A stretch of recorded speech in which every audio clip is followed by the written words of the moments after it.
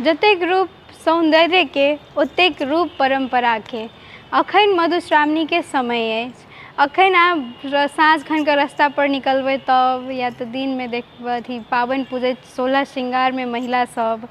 साँझ में फूल लोढ़ऽ के लेल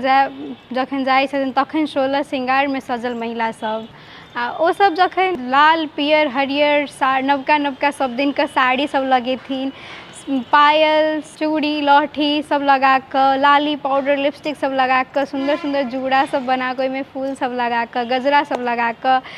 गहना गुड़िया सब लगा कऽ जखन ओ श्रृंगार करऽ में लगै छै। नव विवाहित भेल तब, विवाह नहीं भेल रहल तब, चाहे कोनो उमेर के महिला होय, महिला किनका पसंद नहीं रहै छै। मुदा विशेष कऽ कऽ मधुश्रावणी पाबनि जे सबसँ लम्बा पाबनि होइ छै, जे 15 दिन के होइ छै,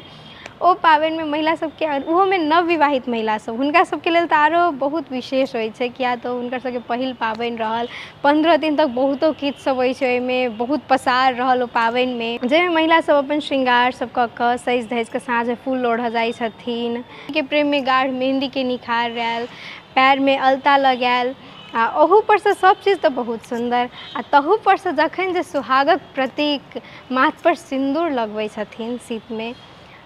पूरा करै छै 16 श्रृंगार के। आरो बहुत किछु सब होइत है श्रृंगार में जे महिला सब करैत हेथिन, हम बहुतो के नामो नहीं लेली।